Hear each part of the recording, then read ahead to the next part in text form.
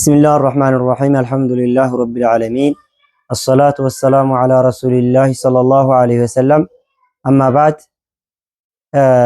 እስኪ ዛሬ በአላህ Subhanahu Wa Ta'ala ፈቃድ እስቲጋሳ ስለሚባለው ነገር ነው የምናየው ወይ ደግሞ ከአላህ Subhanahu Wa Ta'ala ውጪ ያለን አካል ድረስልኝ እርዳኝ ብሎ ስለመለመን። እንግዲህ ሰዎች በዚህ ጉዳይ ላይ የሚወዛገቡበት አንድ ነገር አለ። ለምሳሌ ተፈጥሯዊ የሰው ልጆች በተፈጥሮ የማይችሉትን ነገር ወይ ሌላ አካል የሚችለውን እርዳን ይላሉ። ለምሳሌ እኔ አንድ ነገር ቢቸግረኝ ወይ ብር ቢቸግረኝ የሆነን አካል ብር ያለውን ሰው በብር ሊረዳኝ የሚችለውን አካል እርዳኝ ይለዋለሁ። ወይ ህክምና ከሆነ የሚያስፈልገኝ የህክምና ባለሙያ ከሆነ በህክምናው በሚችለው እርዳኝ ይለዋለሁ። ወይ ደግሞ አግፊኒ ይለዋለሁ። እሱ ሌላኛውንም እንደዛው ለምሳሌ በማስተማር አቅም ያለውን ሰው ማስተማር የሆነ ነገር ሲከብደኝ ይሄን ነገር አስረዳኝ እስኪ በማስረዳት ድረስልኝ እርዳኝ ይለዋለሁ። ለምሳሌ የሆነ አደጋም ሲደርስ አንድን አካል የአደጋ ጊዜ መከላከያዎችን ለምሳሌ እሳት ቢደርስ እሳት አደጋ ቢነሳ ያንን አካል ሄድና ድረስልኝ ናና ድረስልኝ ይሄን እሳት እንዲያጠፋልኝ አድርገኝ ብለን መጠየቅ ይሄ ተፈጥሯዊ ነገር ነው። ለዛም ነው አላህ Subhanahu Wa Ta'ala ስለ ነብዩላህ ሙሳ ሲናገር ወደخل المدينة على حين غفلة من أهلها ሙሳ እዛች ከተማዋ ውስጥ ገባ። ከተማዋ ሰዎቹ የሚኖሩባት ከተማ ገባ። فوجد من أهلها رجلان يرجلين يقتتلان ሁለት ሰዎችን ሲገዳደሉ አገኘና هذا من شيعتي وهذا من عدوي ይሄ ከበኒ እስራኤል ነው ሌላኛው ደግሞ ከቂብጢ ከፊራውን ጎሳ ነው። فاستغاثه الذي من شيعته ከሳቸው ጎሳ የሆነው ሙሳን ና እርዳኝ ብሎ ለመናቸው። እንግዲህ አንዳንድ ሰዎች ይሄንን ይዙና ይሄን የቁርአን አንቀጽ እስቲጋሳ ከአላህ ውጭ ባለ አካል ይቻላል ይላሉ። አው የሰው ልጅ በሚችለው ነገር ከሆነ እስቲጋሳ ማድረግ ይቻላል። በሚችለው ከሆነ በሚችለው ሆኖ አጠገቡም ከሆነ ነው። ለምሳሌ ነብዩላህ ሙሳ ይችላሉ አጠገቡም ናቸው። ከዛስ فوكزه موسى فقضى عليه ከዛ በኋላ ሙሳ ወስደው በቦክስ መቱት ማለት ነው ሰውየው ያኛውን የፊራውንን ጎሳ። ከዛ فقضى عليه ያላህ ውሳኔ ሆኖ ሰውየው ሞተ። قال رب اني ظلمت نفسي ጌታዬ ራሴን በድያለሁኝ فاغفر لي ማረኝ አሉ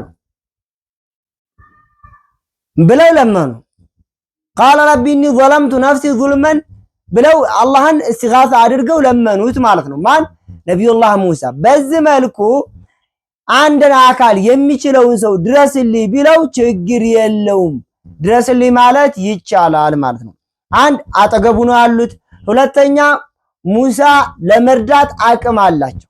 ነገር ግን ለምሳሌ ሙሳ እዛ ቦታ ባይኖሩ ከሰውየው ጋራ በድምጽ ጥሪ ያክል የማይሰማሙበት ቦታ ሆነው ድረስልኝ ቢሉት አይቻልም። ለምን እዚህ የሉማ። በአካል አንድ እዛ ሐዲር መሆን አለባቸው፣ ቃዲር መሆን አለበት። አንድን ሰው ሲረዳ አንድ አካል ሐዲር ቃዲር መሆን አለበት። እዛው ያለ የሚችል መሆን አለበት። እዛ ሆኖ ለምሳሌ የማይችል ከሆነ አይቻልም ድረስልኝ ማለት። ስለዚህ ከዚህ ጋር ታይዞ ለምሳሌ ሀገራችን ላይ በተለያየ በዓለም ላይ ከአላህ Subhanahu Wa Ta'ala ውጭ ያለን አካል ድረስልኝ እርዳኝ እንዲህ አድርገኝ ይባላል። የሞተን ሰው ሸኾቹ ድረሱልኝ፣ አብዱልቃድር ጂላኒ ድረሱልኝ፣ ኑራ ሁሴን ድረሱልኝ፣ ይሄ በፍጹም እስቲጋሳ የሚፈቀደው ውስጥ አይገባም። ሽርክ ነው። እስልምናን ከእስልምና የሚያስወጣ ነው። ይሄንን የሚል ሰው ከእስልምና ይወጣል። ስለዚህ አግባብ አይደለም። አንድ ሰው ድረስልኝ እርዳይ ብሎ መለመን ያለበት አላህን Subhanahu Wa Ta'ala ብቻ ነው እንጂ ከአላህ ውጭ ያለን አካል ድረስልኝ እርዳኝ አብላኝ አጠጣኝ በማይችለው ነገር ማለት የለበትም። ነገር ግን ሰውየው የሚችለው ከሆነ ለምሳሌ ቸግሮት የቸገረ ሰው መጥቶ እኔ ስጠኝ ቢለኝ እችላለሁ። ነገር ግን እኔ እዚህ የለሁም።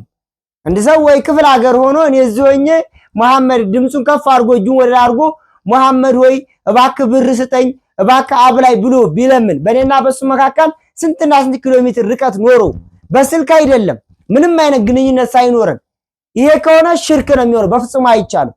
ለምን?